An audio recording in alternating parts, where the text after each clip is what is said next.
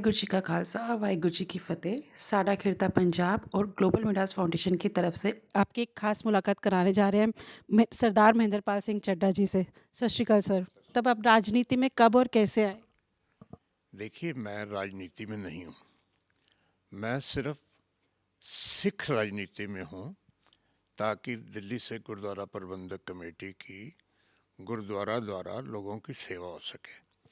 मुझे किसी कारपोरेशन में या किसी एमएलए के लिए या किसी चीज़ के लिए ना इलेक्शन लड़ा है, ना लड़ना है, ना उस राजनीति में हूँ। गुरुद्वारा कमेटी के अंदर हमारे जितने फैसले होते हैं वो पब्लिक सेवा के लिए होते हैं, लोगों की सेवा के लिए होते हैं। अगर आप उसको डिटेल देखना चाहें तो देखो, एक पेंडेमिक में जो दिल्ली सिख गुरुद्वारा मैनेजमेंट कमेटी ने सेवा की है, उसका कंपैरिजन कोई नहीं, किसी ने नहीं किया। और इतनी डिटेल के अंदर हम गए हैं। सबसे पहले तो हमने राशन बांटना शुरू किया। जिन लोगों के बिजनेस ख़त्म हो गए थे उनको राशन मिलना शुरू हुआ। इसके बाद जो घरों में रह गए और उनको खाना बनाने वाला कोई नहीं है, उनको खाना बना के, पैकेट बना के, जिससे भी फ़ोन आया उनके घरों में पहुंचाया गया। इसके बाद हमने ऑक्सीजन कंसंट्रेटर यहाँ मंगा के लोगों को दिए, और जिसका काम हो गया उन्हें वापस किए, फिर दूसरा बंदा ले गया। उस वक्त उन दिनों में 7 ऑक्सीजन कंसंट्रेटर मेरे यहाँ रोटेट कर रहे थे। और मेरी अपनी फैक्ट्री से ऑक्सीजन सिलेंडर जो नहीं मिलते थे, मैंने अपनी फैक्ट्री से मंगा के यहाँ ऑक्सीजन सिलेंडर भी लोगों को पहुँचाए। ये एक उस वक़्त दिल्ली गुरुद्वारा प्रबंधक कमेटी का था। यहाँ दिल्ली गुरुद्वारा कमेटी के 4 साल के बाद इलेक्शन होते हैं, और इस बार मैं तीसरी दफ़ा यहाँ से इलेक्शन जीता हूँ। तो हमारे गुरुद्वारा कमेटी के अंदर आज भी गुरुद्वारा बंगला साहब में अंदर सबसे पहले तो बहुत बड़ी लंगर सेवा और लंगर हाल देखने लायक है। आपको लंगर हाल जाना चाहिए, और चाहे आप वहाँ भूख आपको ना भी हो, आधा प्रसादा लेके भी लंगर आप छक के आइए। आपको ऐसा तृष्णा मिलेगी कि पता नहीं वाहिगुरु ने आपको क्या दे दिया है। इसी तरीके से वहाँ हमारी डिस्पेंसरी है। ब्लड टेस्ट सारे हर किस्म के होते हैं, बहुत डिस्काउंटेड रेट के ऊपर होते हैं। और सबसे बड़ी बात, वहाँ आजकल हमने एमआईआर और सीटी स्कैन लगा रखा है। और जो हमारी सिख कम्युनिटी के हैं, उनसे हम सिर्फ एमआरआई के, जो बाहर 7-8 हज़ार रुपया लगता है, सिर्फ 50 रुपये चार्ज करते हैं। और इसी तरीके से अब हमने लेटेस्ट मेमोग्राफी की मशीन लगाई है, जो बहुत ही रीज़नेबल चार्जेस के ऊपर हम टेस्ट कर रहे हैं। आप और आगे चले जाइए, बालाजी जो हमारा गुरुद्वारा साहब है, वहाँ पर हमने एक हॉस्पिटल खोला हुआ है, जिसके अंदर हम डायलिसिस करते हैं, और डायलिसिस फ्री ऑफ चार्ज करते हैं। कोई कहीं से आ जाए, चाहे वो यूपी से आ जाए, चाहे दिल्ली का हो, चाहे किसी धर्म का हो, सिख हो, मुसलमान हो, ईसाई हो, हिंदू हो, कोई हो। तो वहाँ हमने कैश काउंटर ही नहीं बनाया हुआ। जब हमने चार्ज ही नहीं करना तो कैश काउंटर क्या होगा। इसी के साथ ही अब एडजेसेंट टू दैट 125 बेड का हॉस्पिटल ऑलमोस्ट 90% तैयार हो गया है, और हम जल्दी ही इस हॉस्पिटल को इनागुरेशन करने जा रहे हैं। तो ये हमारी सेवाएं सारी दिल्ली में चल रहे हैं।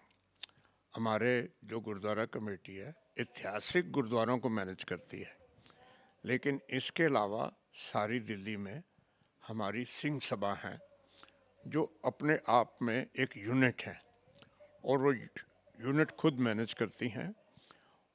उन्होंने भी वहाँ अपने हिसाब से लंगर का भी इंतज़ाम करते हैं और छोटी मोटी डिस्पेंसरी भी सबने खोल रखी है। ये दिल्ली सिख गुरुद्वारा मैनेजमेंट की कमेटी का काम है, राजनीति से उठकर।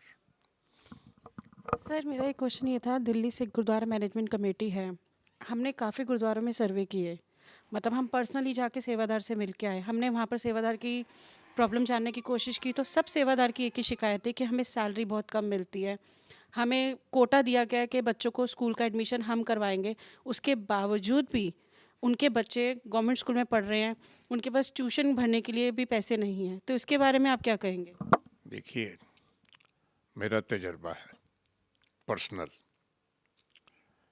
Your employees are never satisfied. मेरे यहाँ तकरीबन 300 का स्टाफ है अपना, जिसकी तो 1 लाख तनख्वाह हो गई है ना, वो भी कहता है सर इंक्रीमेंट कब दे रहे हो। जो सेवादार हैं उनको हमने लेटर दिया हुआ है कि आप अपने बच्चों को इस स्कूलों के अंदर पढ़ाएं, लेकिन एक बंदा अगर कहीं दूर रहता है, उसके पास गुरुकृष्ण पब्लिक स्कूल नहीं है, तो वो नेचुरली कॉरपोरेशन में जाएगा या कहीं और जाएगा। तनख्वाहों का जहाँ तक सवाल है, आप देखो, मैं 2-4 एग्जांपल देना चाहता हूँ, क्योंकि आपने जो सवाल किया ना, गुरुद्वारा सीसगंज के साहब के बाहर पार्किंग के बाहर एक सेवादार डंडा लेके खड़ा होता है। आपको अंदाज़ा ही नहीं है उसकी क्या आमदन है। जो गाड़ी लेके जाता है वापस आता है, पार्किंग चार्जेस तो नहीं है, लेकिन उसकी कुछ ना कुछ दे जाता है। इस किस्म के सेवादारों को हर जगह पे लोग मदद करने के लिए तैयार होते हैं, लेकिन वो उनकी काउंट नहीं होता। सवाल तो ये है कि उनकी तनख्वाह, जब सारे स्टाफ की इंक्रीमेंट होती है तो साल के बाद उनकी भी होगी। हमारे यहाँ गुरुद्वारा कमेटी में ड्राइवर हैं, टू माई सरप्राइज 40-40 हज़ार रुपये तनख्वाह ले रहे हैं। सेवादार जो हैं, वो अगर कल सेवादार आया है, क्वालिफिकेशन क्या है? मिनिमम मैट्रिक, और कहते हैं जी मैट्रिक सर्टिफिकेट है, हाँ जी है, ले आऊँगा, ले आते हैं बनवा के।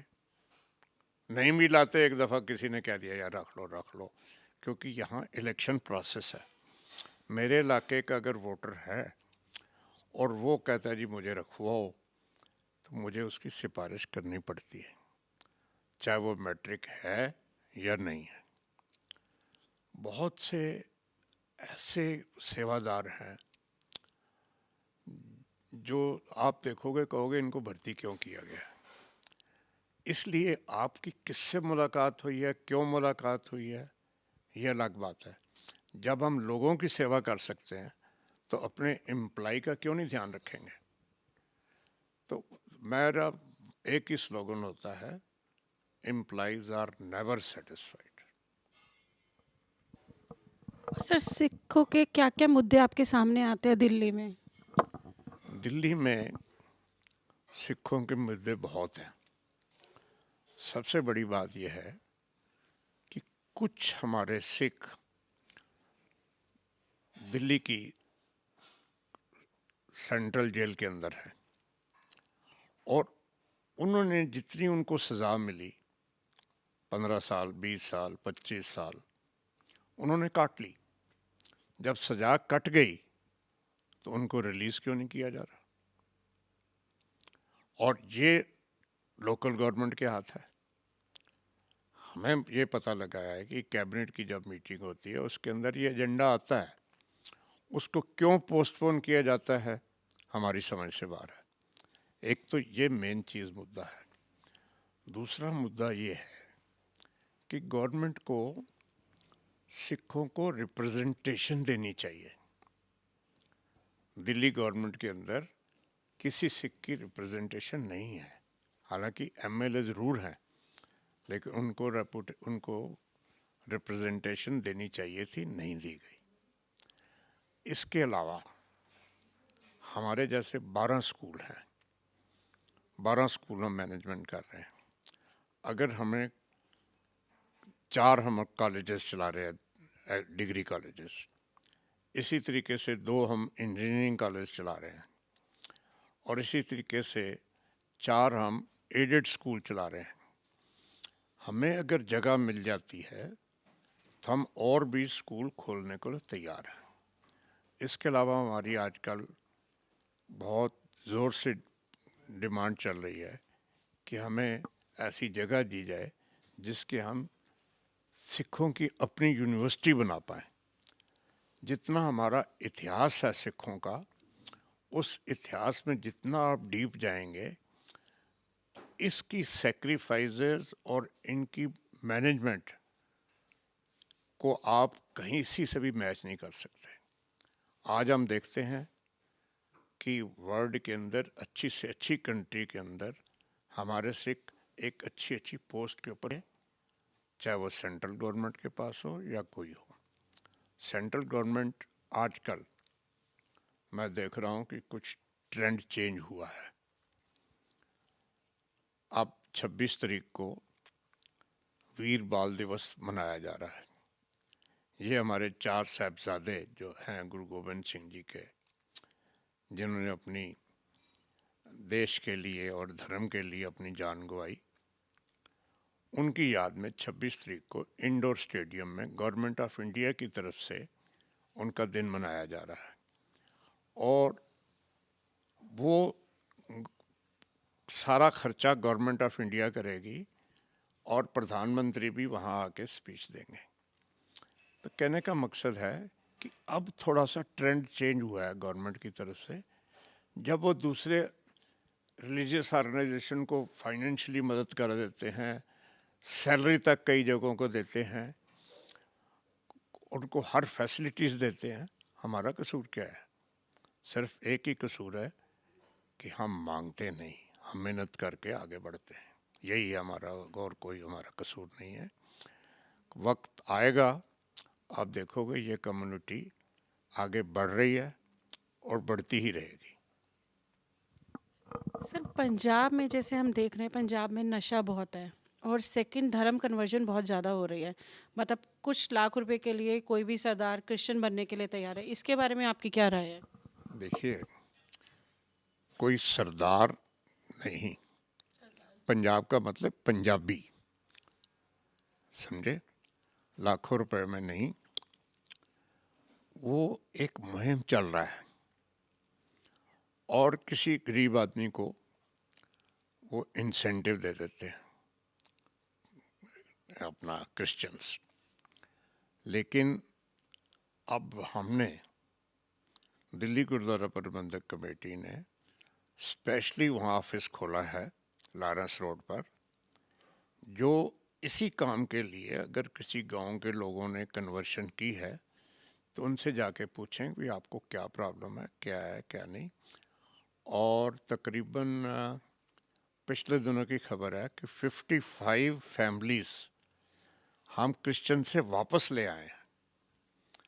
तो अब जब दिल्ली गवर्नमेंट, दिल्ली सिख गुरुद्वारा प्रबंधक कमेटी ने वहाँ ऑफिस खोला इस काम के लिए, तो पंजाब की श्रोमणी गुरुद्वारा प्रबंधक कमेटी भी जाग गई और उन्होंने भी इस कन्वर्शन के अगेंस्ट कोशिश करनी शुरू कर दी।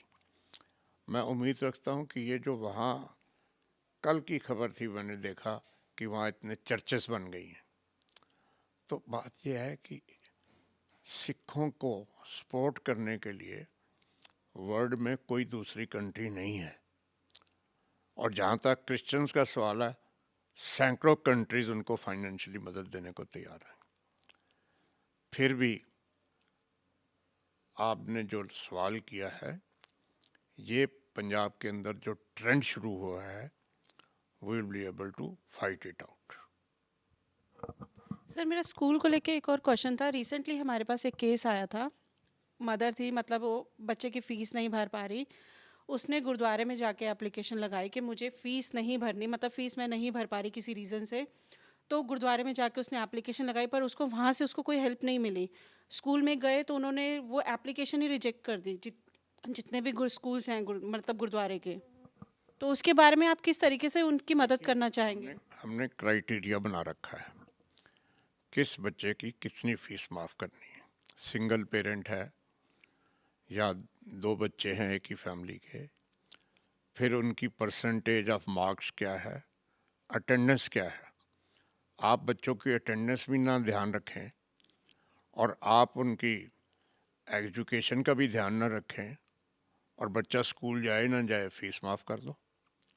लेकिन हमारे गुरुद्वारा कमेटी के 46 मेंबर हैं और हर मेंबर की 6 लाख रुपए साल की लिमिट है, रफली 50,000 रुपये महीना। मेरा ख्याल है मेरे यहाँ से 2 या 3 एप्लीकेशन स्कूल के लिए स्कूल के नाम ही चेक बन के आते हैं और बच्चों को हम दे देते हैं। और तकरीबन ये जो 50,000 तो हो गया गुरुद्वारा कमेटी की तरफ से, लेकिन ऐसे भी केस आ जाते हैं जो कहते हैं जी हमारे तो दोनों हाथ खड़े हैं, उनकी पर्सनल भी मदद करनी पड़ती है। बात यह है, वही बात आ गई कि क्योंकि गुरुद्वारे का स्कूल है, इसमें फ़ीस नहीं देनी।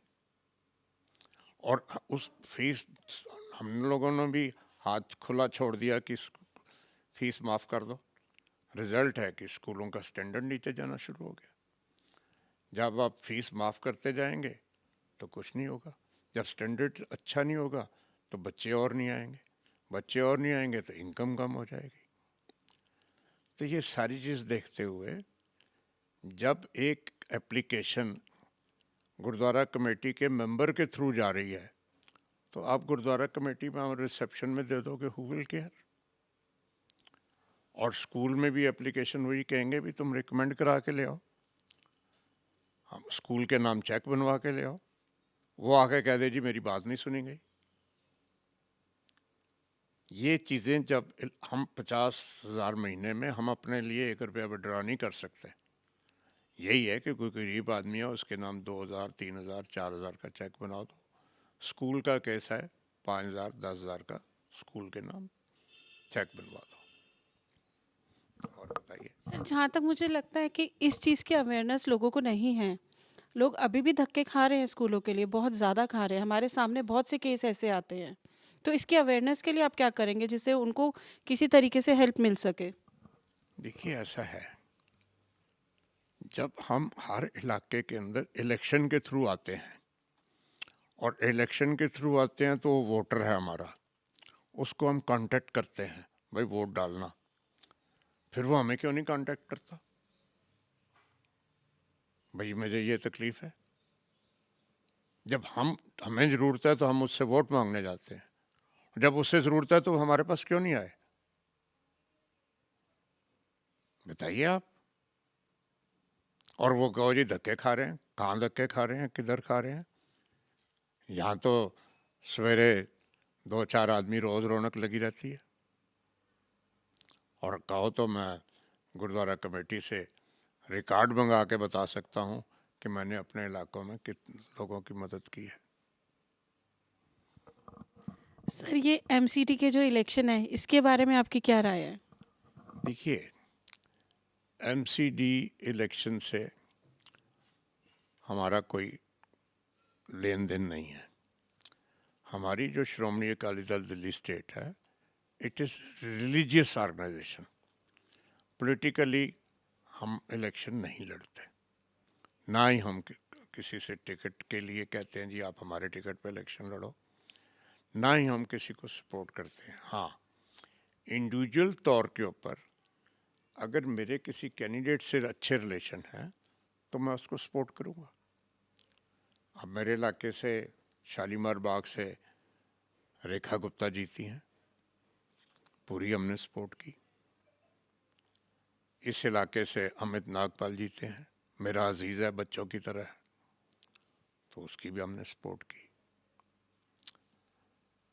कल कोई ऐसा कैंडिडेट आ जाता है, भाई हमें पसंद नहीं है, तो पॉलिटिकली हम बाउंड नहीं है कि हम बीजेपी को सपोर्ट करें या आम आदमी को सपोर्ट करें या कांग्रेस को सपोर्ट करें।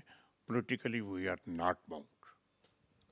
सर जैसे हम देख रहे हैं, न्यूज़ में भी सुन रहे हैं कि काफ़ी एरिया में आम आदमी पार्टी जीती है। मतलब ऑपोजिशन पार्टी का ये कहना है कि आप लोगों ने ये जैसे बीजेपी ने सिरसा जी को खड़ा किया है, तो उस वजह से काफ़ी सिख ने वोट नहीं डाले, उन्होंने तकरीबन आम आदमी पार्टी को ही चुना है। इसके बारे में आप बताइए। शालीमार बाग में रेखा गुप्ता जी की सपोर्ट में एक मीटिंग हुई। आपको मालूम है कि सिख कम्युनिटी बड़ी छोटी सी है।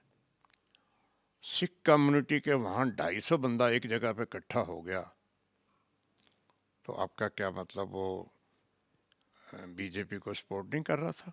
जब बीजेपी के झंडे तले उनको बुलाया गया, सिरसा जी भी आए, कालका जी भी आए, और उस वजह से रेखा गुप्ता जो इस इलाके से 2 दफ़ा एमएलए इलेक्शन हार चुकी और अब उसने कारपोरेशन का सीट लिया है, और छोटे से एरिया में, कारपोरेशन के एरिया में 8000 वोट से वो जीती है। सिखों की उनके साथ पूरी कोऑपरेशन रही है। बाकी रह गई सिरसा जी का सवाल। आपका जो है, आपकी क्वेश्चन की गहराई में मैं जाना चाहता हूँ। सिरसा जी गुरुद्वारा कमेटी में इलेक्शन हार गए। जब गुरुद्वारा कमेटी में इलेक्शन आ गए तो गुरुद्वारा कमेटी से उनको कोई बेनिफिट नहीं मिल सकता, कोई प्लेटफार्म नहीं मिल सकता। तो अब उनको कौन सा प्लेटफार्म चाहिए था? उन्होंने बीजेपी ज्वाइन कर लिया। अब बीजेपी इस मौके पे ज्वाइन कर लिया जब सुखबीर बादल भी अलग हो गए और दिल्ली में भी बीजेपी का कोई लीडर उस वक़्त मजबूत नहीं था। अगर राजेंद्र नगर से आरपी सिंह जी हैं तो वो भी इतने एक्टिव नहीं रहे। लेकिन with a short span of time Sirsa ji ने बीजेपी के अंदर रूट्स में जाकर अपने रिलेशन बना लिए और लोगों की मदद शुरू कर दी। जब किसी आदमी की किसी ऑर्गेनाइजेशन में एकदम जंप आती है तो उसके अगेंस्ट भी लोग स्टेटमेंट देना शुरू कर देते हैं।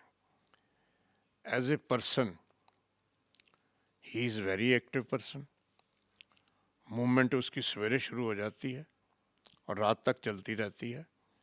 चाहे आज की डेट में उनके पास पोस्ट नहीं है, but he is running around wherever there is a sick cause. अब बात सिंपल सी है। अब मेरे पास आया, I am not the member of BJP, I have never joined, and इस एज के अंदर अब आगे भी मैं नहीं ज्वाइन करने वाला। Means in your mind a very popular name, that is why you are referring. Popular व्यक्ति को सब लोग आगे भी भेजते हैं और पीछे भी खींचते हैं। तो आप पीछे मत खींचो किसी को, आगे उनको सपोर्ट करो। सर आपकी सपोर्ट की अब देखा है हमने, हमें सरदार कॉलोनी है रोहिणी सेक्टर 16 में, वहाँ पर आपने देखा होगा, वहाँ बहुत बुरा हाल है, नशा बहुत ज़्यादा है वहाँ पर, वहाँ कोई काम नहीं करता। वहाँ के लोगों का कहना है कि ना यहाँ कोई दिल्ली से गुरुद्वारा का प्रबंधक कमेटी से उनको हेल्प मिलती है, ना किसी एमएलए से, ना किसी भी पॉलिटिकल साइड से। तो उसमें आप क्या बोलना चाहेंगे? वही बात आ गई, नेवर एंडिंग। सरदार कॉलोनी में जब वोट है हमारे, तो हमारा कैंडिडेट वहाँ गया होगा वोट लेने के लिए, और जब वोट लेने के लिए होगा तो उन्होंने डिमांड भी रखी होगी। और मेरे कैंडिडेट से बात हुई, कहने लगे जी वो दोनों तरफ से उनको मदद चाहिए। अब जब दोनों तरफ से मदद लोगे तो फिर कौन केयर करेगा आपकी? वहाँ उन्होंने गुरुद्वारा भी बना रखा है, और जो भी उठता है सरदार कॉलोनी में मदद करो जी। अब उनकी मदद की भी इतनी आदत पड़ गई है। इसी तरीके से विद ड्यू रिस्पेक्ट, हमारे 84 के लोग तिलक विहार में अब भी हैं, उनको गुरुद्वारा कमेटी से भी पैसे मिलते हैं, दिल्ली गवर्नमेंट से भी मिलते हैं। और 35-36 साल में अगर उनके बच्चे पाँव पे नहीं खड़े हुए तो उनका भी तो कसूर है। बाकी वहाँ पर हमारे मेंबर हैं, अभी भी हम उनके यहाँ तिलक विहार में मदद के लिए पहुँचते हैं। सरदार कॉलोनी में जो हमारे मेंबर हैं उनकी जिम्मेदारी है कि अपने एरिया को देखें। आप देखिए, मेरा एरिया शालीमार बाग से पीरागढ़ी तक है और पीरागढ़ी के अंदर कैंप है रिफ्यूजी। वहाँ से भी लेडीज़ अभी यहाँ से राशन की पर्ची मेरे घर से लेके जाती हैं। तो वहाँ जब एक दो लेडीज़ ऐसी भी हैं जो सिख धर्म से बिलोंग नहीं करती, वो उनके साथ आ गई। अब उनको भी हमने रेगुलर कर दिया कि महीने में एक दफ़ा आप राशन पर्ची हमसे ले जाओ। तो अपने अपने इलाके को हर कोई देखता है। सरदार कॉलोनी में आप गए हो, बड़ी अच्छी बात है। कौन सी डिमांड है जो उन्होंने नहीं रखी? कौन सी ऐसी डिमांड है? उनको हर चीज़ चाहिए, A to Z चाहिए। उनको साबुन भी चाहिए, तेल भी चाहिए। काम नहीं करना उन्होंने, मजदूरी नहीं करनी। आजकल मामूली बात है, कंस्ट्रक्शन के अंदर लेबर चाहिए, वो काम करने को तैयार नहीं है। यही सिचुएशन है। सरदार कॉलोनी को ज़्यादा बदनाम मत करो, उनकी सपोर्ट के लिए रास्ता ढूंढो। सर हम उनकी सपोर्ट के लिए ही रास्ता ढूंढ रहे, तभी आपसे इतने क्वेश्चन पूछे गए क्योंकि हमने वहाँ खुद सर्वे किया था। वहाँ हम खुद जाके इतनी देख के हैरान हो गए कि लोग इतनी गंदगी में रह रहे हैं, खाने को नहीं है उनके घर, वो लिटरली राशन के लिए बोल रहे हैं। तभी ये क्वेश्चन आपसे पुट किया गया। नहीं, ठीक बात है। बात यह है कि हमारे हर मेंबर को ऑथोराइज्ड है।